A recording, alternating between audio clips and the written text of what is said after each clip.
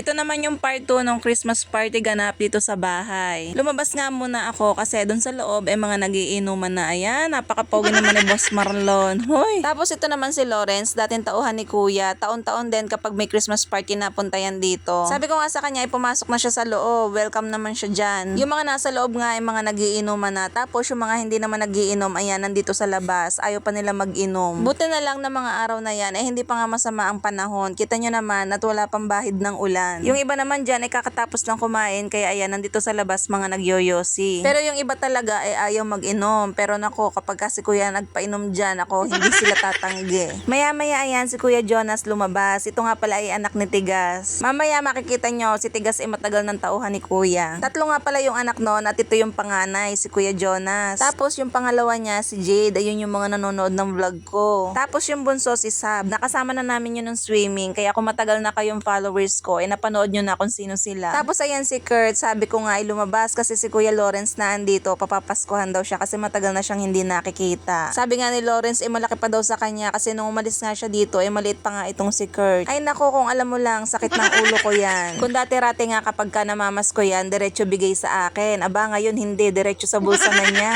Alam niyo na kung bakit. Sabi ko kasi sa kanya, wag puri milk tea ang ilibre niya dun sa kanyang kaimyuhan. Sabi ko, aba, kain mo din sa Jollibee. Kaya ayun, yung mga napapamaskuhan niya na, hindi na niya sa akin binibigay. Lahat yun nasa kanya, binibilang niya kung magkano na. Tapos ayan, may dumating. Sino kaya are? Si Mr. Pogi. Oh, shout out sa'yo, paring Melvin. Kakain daw siya at hindi daw siya nakakatikim ng dinugan. Sabi namin pumasok na. Sila kasi yung nagkatay ng baboy kanina. Kami naman tamang tambay muna dito sa labas. Tapos ayan, si paring Tigas, ayan, dumating na. Kinaon yung kanya mag-iina. Si Kuya Jonas naman ay kasama nung tiyuhin niya kanina. Yung iba nga sa mga tauhan ni Kuya ay kasama nga yung mga asa-asawa nila tsaka yung mga anak nila. Syempre, mamamas ko sa bossing mamaya. So ayan, kasama nga pala ni Tigas, ayan yung kanyang dalawang babae. Si Jade at tsaka si Sab. Naku, inaantay na niya yung vlog ko kasi naandun daw siya. Cute na cute nga talaga ako sa dalawang batang yan. Diyos ko po, kasi palibasa nga wala tayong babaeng anak. Tapos ayan yung anak ko, matataasan pa ako. Konti na lang, mas matangkad pa sa akin. Saka na siguro tayo mag-aanak kapag afford ko na talaga. Sa panahon kasi ngayon, kapag magbubuntis ka, nako, kailangan financially ready ka. Dahil sa totoo lang, lahat ng kilos ngayon gastos. Kaya ako ito ngayon, nakikikyut muna sa anak ng iba. Kita nyo naman, turn up pa yung dalawang magkapatid. Ang cute Naalala ko tuloy nung kaming dalawa ni ate, kasi palibasa nga, medyo magkalapit nga lang din kami ng edad. Parehas din kami ng suot nung maliit pa kami. Lagi kaming tineturn ni mama, kaya napapagkamalang kambal. At si mother, nilawayan nga si Sab, kasi nga cute na cute din siya. Naku, baka mabate. Ay inako, aribagay dapat lawayan din. Ay hindi na, yain ang mabadis yan. Diyos ko day. Charot lang, shoutout sa'yo, paring Melvin. Mamaya may take out pa yan na dinuguan. Ay inako, may sumabit pa nga. Kaya yung ibang katrabaho ni Kuya, ayan, sinundo ang mga asa-asawa. Tapos pumasok nga pala ako sa loob kasi nga ibibigay ko nga pala to doon sa ating top fan likers. Ito nga pala yung ating papasko. Bibigyan natin siya ng isang sunscreen at dalawang Kagayako soap. Walang iba kundi yung asawa ni Tigas. Ayan, si Shermaine. Medyo bago pa lang ako nag-i-start nun sa pagbablog, pero siya na talaga yung napupusuan ko na ating top fan likers. Yung iba kasi nanonood lang pero walang iniiwang bakas. Syempre, paano ko naman malalaman na nanonood talaga kayo? At ayan, minatago pa nga tayong bebentihing malutong kasi ang kalimitan talaga ngayon yung bariya na. Sabi ko nga, balik na lang sila ulit sa Pasko. Tingnan nyo naman, si Aling Maliit, meron ngang sariling bag. Ang cute, grabe. Kita nyo naman, nilalagay yung kanyang pera dun sa kanyang bag. Ay aba, nung unang pagkikita namin ng batang ito, tinatarayan pa ako niya. Napakasuplada ng batang yan dati. Ngayon, kita nyo naman, tinatawan-tawanan na lang ako kasi kilala niya na ako. Na-imagine ko tuloy, sana pag nagkaanak ako ng babae, ganito ka-cute. Nung una talaga, hindi pa yan nalapit sa akin. Sa bagay, first time namin nagkita nung swimming ata yun, nung March. Pero ngayon, nabawasan na yung pagiging suplada niya. Abay, ang gaganda ng lahi dagdagin parang isa. Medyo madilim na nga nito mga kumarites, magagabi na nga ito. Pero yung iba nga naandito pa nga rin sa labas at hindi pa nga rin mga nagiinom. At ayan, ito nga pala si Angel. Siya nga pala nakilala ko din nung piyesta dito sa bahay. Asawa din siya nung isa sa mga tauhan ni Kuya. At unang pagkikita nga din pala namin ni Angel,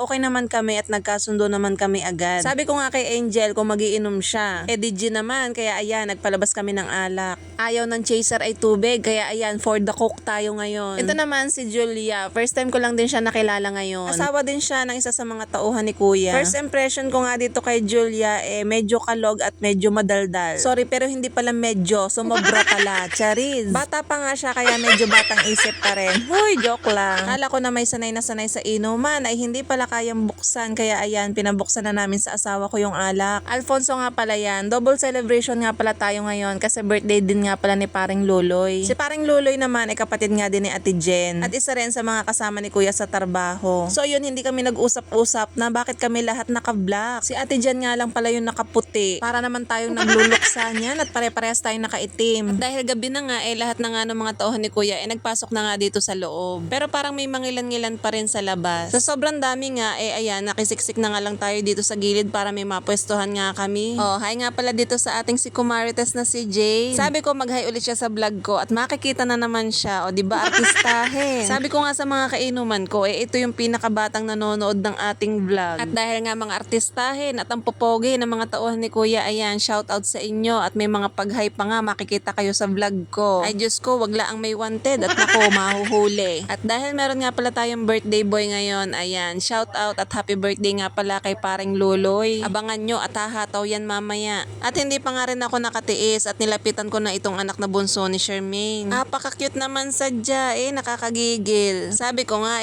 akin na lang siya, ay ayaw, no daw, no. Nakikiangkin ka naman kasi ng anak ng iba, pwede namang gumawa. Ay aba, maigi kong babae ang lumabas. Paano kung lalaki ulit, tapos consumption ko ulit paglaki, ay naku po, wag na. Di pa nga rin sila makalis kasi hindi pa nga nagbibigay si Kuya ng pampag-giveaway niya. Kasi pag ibinigay mo agad, mag-aalisa na yung mga yan, wala nang matitira. Pero dahil nga mamaya pa si Kuya magbibigay, ayan, may showdown muna dito. At dahil nga birthday nga nitong ating birthday boy, ayan, kumaldag na nga. Pagbigyan nyo na at birthday naman. At dahil araw niya ngayon, kailangan siya talaga yung bida. Ay, grabe naman yan, oh. Grabe naman yan. Ayan naman mga kumarites, katuwaan lang. Kita nyo naman at tuwan-tuwa nga itong ating mga audience. At dahil nga napapasaya niya nga yung mga audience, ayan, kaldage, tingnan natin kung may lalaban. Wari ko, mapapagod ka niyan. Parang wala kasing gustong humamon. Pagpasensyahan nyo na at hindi ko malagyan ng music at baka tayo makapiright pa. Pagtyagaan nyo na lang yung pagbo-voice over ko. Maliit na nga lang yung kinikita ko dito sa pagbablog, baka tayo ma-violation pa. Nako, sayang naman. Di bali ng maliit ang kita, wag lang ma-violation. Kita nyo naman at nag-e-enjoy nga yung kanyang mga kasamahan. Diyos ko po, parang pinaglihi sa bulate. Kita nyo naman at talaga namang hindi napapagod si Paring Luloy sa pagkaldag. Ay siya ka, pag yan ay nadakot, ay wari ko, aray ka. Ay aba, yung isa sumasayaw na rin din at talaga namang hinahamon si Paring Luloy. Parang may nagpo-push up ata din sa labas. Ay nako, si Paring Johnson, pagka nalasing, ganyan talaga yan. Ay hindi rin papaawat talaga namang hindi papatalo. Ay di ayan, tuwan-tuwa naman ang kanilang manonood. Kahit papano naman at kahit wala naman pa-games, natuwa naman dito sa dalawang ito. At ayan, lumabas na nga si Paring Luloy. Akala ko naman, magi-start na nga silang mag-showdown. Yun nga lang, hindi na nga tuloy. Siguro mga napagod na. At dahil dyan mga kumarites, mahaba na naman itong ating vlog. Puputulin ko na muna dito at meron pa tayong part 3. O siya, hanggang dito na lang muna. Thank you for watching. Bye!